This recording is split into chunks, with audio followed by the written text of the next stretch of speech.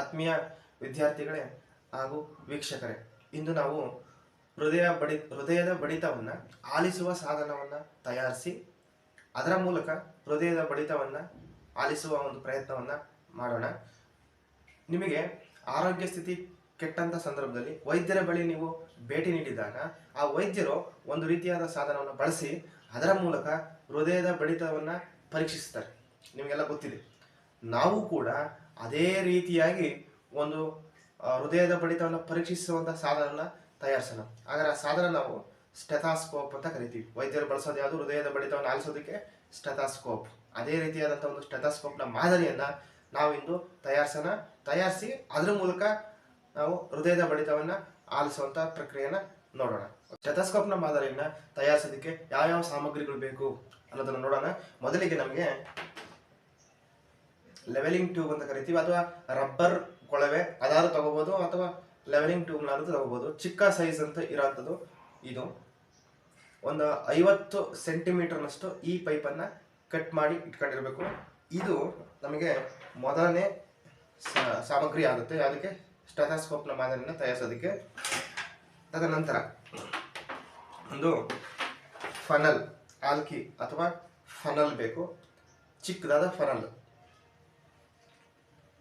ಇದಾದ್ಮೇಲೆ ಬಲೂನ್ ಬೇಕು. ನಂತರ ಇನ್ಸುಲೇಷನ್ ಟೇಪ್ ಬೇಕು. ಅದಾದ್ಮೇಲೆ ಕತ್ರಿ. ಇದಿಷ್ಟು ಸಾಮಗ್ರಿಗಳು ಇದ್ದರೆ ನಾವು ಈ ಸ್ಟೆಥಾಸ್ಕೋಪ್ನ ಮಾದರಿಯನ್ನು ತಯಾರಿಸ್ಬೋದು. ಇನ್ನೊಂದ್ಸರಿ ಹೇಳ್ತೀನಿ ಏನೇನು ಮೆಟೀರಿಯಲ್ಸ್ ಬೇಕು ಅಂತ. ಒಂದು ರಬ್ಬರ್ ಕೊಳವೆ ಅಥವಾ ಲೆವೆಲಿಂಗ್ ಟ್ಯೂಬ್. ಎಷ್ಟು ಸೆಂಟಿಮೀಟ್ರು? 50 ಸೆಂಟಿಮೀಟರ್ನಷ್ಟು ನಮಗೆ ಲೆವೆಲಿಂಗ್ ಟ್ಯೂಬ್ ಅಥವಾ ಪೈಪು, ಅದು ಒಂದು ಮೊದಲ ಸಾಮಗ್ರಿ. ಅದಾದಮೇಲೆ ಫನೆಲ್, ಚಿಕ್ಕದಾದಂಥ ಫನೆಲ್ಲು ಅಥವಾ ಆಲ್ಕಿ ಇದು. ಇದಾದಮೇಲೆ ಒಂದು ಬಲೂನು. ಅದಾದಮೇಲೆ ಒಂದು ಇನ್ಸುಲೇಷನ್ ಟೇಪು, ಕತ್ರಿ. ಇದಿಷ್ಟು ಸಾಮಗ್ರಿಗಳು ಇದ್ದರೆ ನಾವೀಗ ಈ ಒಂದು ಸ್ಟೆಥಾಸ್ಕೋಪ್ನ ಮಾದರಿಯನ್ನು ತಯಾರಿಸ್ಬೋದು. ಮೊದಲು ಇದು ತಯಾರಿಸ್ಬೇಕಾದ್ರೆ ಈ ಬಲೂನ್ನ ಮುಂಭಾಗ ಇದೆಯಲ್ಲ, ಇದನ್ನು ಕಟ್ ಮಾಡಬೇಕು. ಕಾಣಿಸ್ತಾ ಇದೆಯಲ್ಲ, ಇದು ಬಲೂನ್ ಆದರೆ ಈ ಬಲೂನಿನ ಮುಂಭಾಗ ಇದು. ಇದನ್ನು ಏನಕ್ಕೆ ಕಟ್ ಮಾಡಬೇಕು ಅಂದರೆ ಇದು ಚಿಕ್ಕದಾಗಿರೋದ್ರಿಂದ ಎಕ್ಸ್ಪ್ಯಾಂಡ್ ಆಗಲ್ಲ. ಇಲ್ಲಿ ಥಿಕ್ನೆಸ್ ಜಾಸ್ತಿ ಇದೆ, ಎಕ್ಸ್ಪ್ಯಾಂಡ್ ಆಗಲ್ಲ. ಇಲ್ಲಿ ತಿನ್ನಾಗಿರೋದ್ರಿಂದ, ತೆಳುವಾಗಿರೋದ್ರಿಂದ ನಮಗೆ ಎಕ್ಸ್ಪ್ಯಾಂಡ್ ಆಗುತ್ತೆ. ಎಕ್ಸ್ಪ್ಯಾಂಡ್ ಆದಷ್ಟು ನಮಗೆ ಸುಲಭ ಆಗುತ್ತೆ, ಯಾಕೆಂದರೆ ಈ ಫನಲ್ ಕಂಪ್ಲೀಟಾಗಿ ನಮಗೆ ಕವರ್ ಆಗಬೇಕು. ಹಾಗಾಗಿ ಮೊದಲು ಈ ಒಂದು ಭಾಗವನ್ನು ನಾವು ಕಟ್ ಮಾಡಬೇಕು. ನೋಡಿ, ಕಟ್ ಮಾಡಿದ್ವಿ. ಇನ್ನೂ ಕಟ್ ಮಾಡೋಣ, ಯಾಕೆಂದರೆ ನಮಗೆ ಅಗಲಾದಷ್ಟು ಸುಲಭ ಆಗುತ್ತೆ. ಕಟ್ ಮಾಡಿದ್ರೆ ಸಾಕು.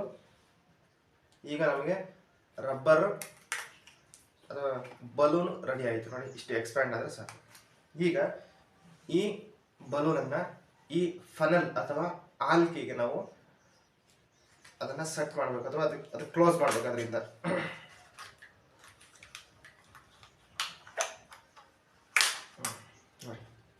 ಈ ರೀತಿಯಲ್ಲಿ ನಾವು ಆ ರಬ್ಬರ್ ಅಥವಾ ಬಲೂನನ್ನು ಇದರಲ್ಲಿ ಕ್ಲೋಸ್ ಮಾಡಬೇಕು. ಒಂದು ಮೊದಲನೇ ಹಂತ ಮುಗೀತು. ಮೊದಲು ಏನು ಮಾಡಬೇಕು? ಈ ಬಲೂನನ್ನು ಕಟ್ ಮಾಡಬೇಕು. ಕಟ್ ಮಾಡಿದ ಮೇಲೆ ಈ ಫನಲ್ಗೆ ಕವರ್ ಮಾಡಬೇಕು, ಮುಚ್ಚಬೇಕು. ಈ ರೀತಿ ಎಲ್ಲೂ ಕೂಡ ಗಾಳಿ ಹೋಗಂಗಿಲ್ಲ. ಸರಿನಾ? ಮೊದಲನೇದಾಯಿತು. ಇದಾದ್ಮೇಲೆ ನೆಕ್ಸ್ಟು ನಮಗೆ ಈ ಲೆವೆಲಿಂಗ್ ಟ್ಯೂಬ್ನ ಕಟ್ ಮಾಡಿರ್ತೀವಲ್ಲ, ಅದನ್ನು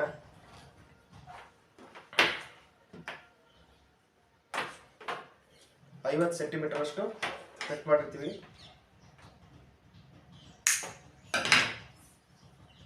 ಇದನ್ನ ಇದರ ಒಳಗೆ ಸೇರಿಸ್ಬೇಕು. ನೋಡಿ, ಇಷ್ಟು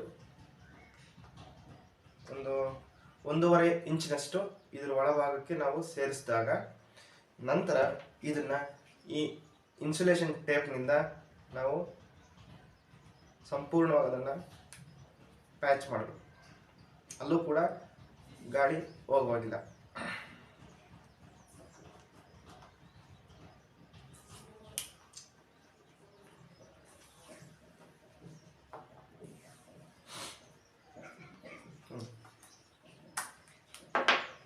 ನೋಡೋಣ ಈಗ ಇದು ಸ್ಟೆಥಾಸ್ಕೋಪ್ನ ಮಾದರಿ ಈಗ ರೆಡಿ ಇದೆ. ಇದರ ಮೂಲಕ ನಾವು ಹೃದಯದ ಬಡಿತವನ್ನು ಆಲಿಸಬಹುದು. ಈಗ ನಾನು ನನ್ನ ಹೃದಯದ ಬಡಿತವನ್ನು ಆಲಿಸ್ತೀನಿ.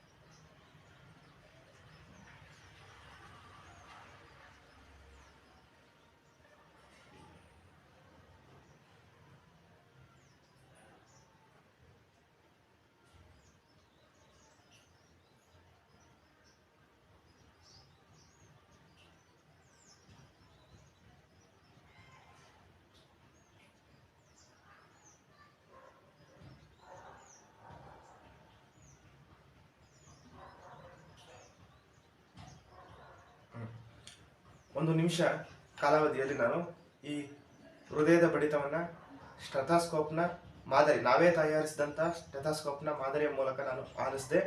ನನಗೆ 77 ಬಾರಿ ಈ ಹೃದಯದ ಬಡಿತ ನನಗೆ ಕೇಳಿಸ್ತು. ಇದು ವಿಶ್ರಾಂತ ಸ್ಥಿತಿಯಲ್ಲಿದ್ದಾಗ ಆಲಿಸಿದಾಗ 77 ಬಾರಿ. ಓಟದ ನಂತರ, ನಾವು ಓಡಿದ ನಂತರ ಮತ್ತೆ ಇದೇ ಸ್ಟೆಥಾಸ್ಕೋಪ್ನ ಮಾದರಿಯಿಂದ ನಾವು ನಮ್ಮ ಹೃದಯದ ಬಡಿತವನ್ನು ಪರೀಕ್ಷಿಸಿದಾಗ ಆಗ ಎಷ್ಟಾಗುತ್ತೆ ಅಂತ ನಂತರ ನಾವು ತಿಳಿಯೋಣ. ಈಗ ನಾನು ನನ್ನ ಓಟವನ್ನು ಪ್ರಾರಂಭಿಸಿ ಅದಾದ ಮೇಲೆ ನನ್ನ ಹೃದಯದ ಬಡಿತವನ್ನು ಓಟದ ನಂತರ ಪರೀಕ್ಷಿಸಿದಾಗ ಎಷ್ಟು ಬಾರಿ ಬಡಿಯುತ್ತೆ ಅನ್ನೋದನ್ನು ತಿಳಿಯೋಣ.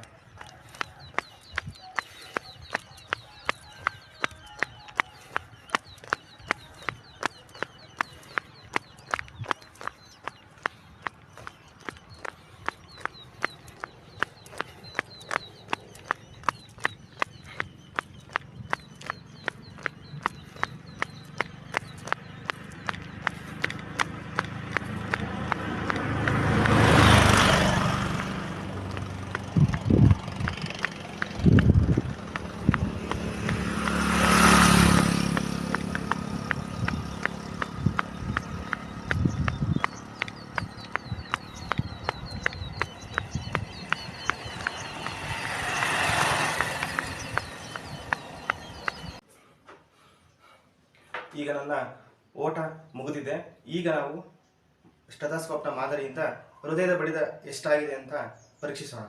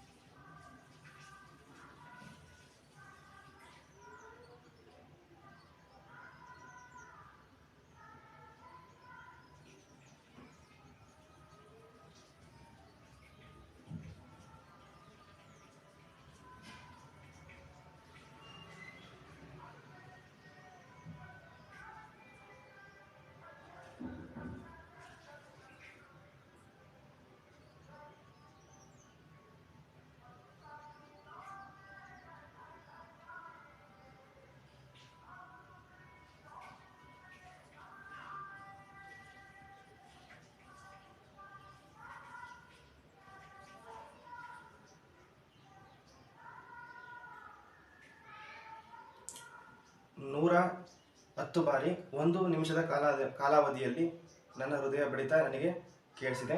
ಈಗ ಇದೇ ರೀತಿ ನಾವು ನಾಡಿ ಮಿಡಿತ ಎಷ್ಟಿದೆ ಅಂತಲೂ ಕೂಡ ನಾವು ಪರೀಕ್ಷೆ ಮಾಡೋಣ.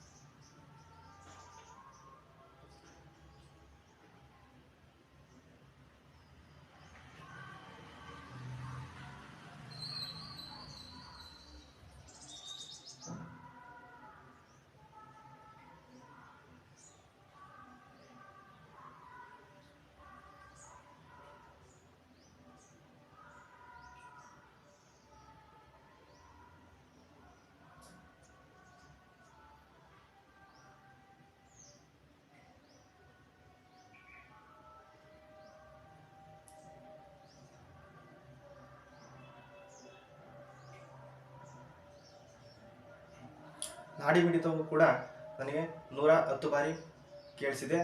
ಅಂದರೆ ನಾಡಿ ಮಿಡಿತಕ್ಕೂ ಹೃದಯದ ಬಡಿತಕ್ಕೂ ಸಹ ಸಂಬಂಧ ಇದೆ ಅಂತ ಹೇಳಿ ಇದು ನಮಗೆ ಸೂಚಿಸುತ್ತೆ. ಹೃದಯದ ಬಡಿತದಿಂದನೇ ನಾಡಿ ಮಿಡಿತ ಉಂಟಾಗೋದು.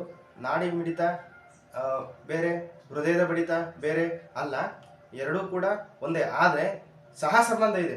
ಇದು ನಾಡಿಗಳಲ್ಲಿ ಮಿಡಿಯುತ್ತೆ, ಹೃದಯದ ಬಡಿತ ನೇರವಾಗಿ ಹೃದಯನೇ ಮಿಡಿಯುತ್ತೆ.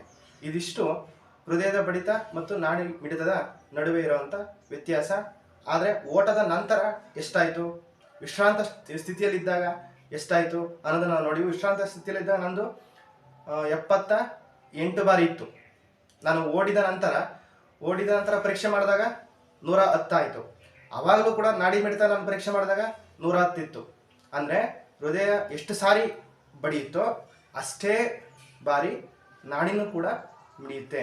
ಇದರಿಂದ ನಮಗೆ ಈ ನಾವೇ ಸ್ವತಃ ತಯಾರು ಮಾಡಿರುವಂತಹ ಸ್ಟೆಥಾಸ್ಕೋಪ್ನ ಮಾದರಿಯಿಂದ ನಾವು ಪರೀಕ್ಷೆ ಮಾಡಿದೆವು. ಇದೇ ಒಂದು ವ್ಯವಸ್ಥೆಯಲ್ಲಿ ವೈದ್ಯರು ಕೂಡ ನಮ್ಮ ಹೃದಯದ ಬಡಿತವನ್ನು ಆಲಿಸ್ತಾರೆ. ಧನ್ಯವಾದಗಳು.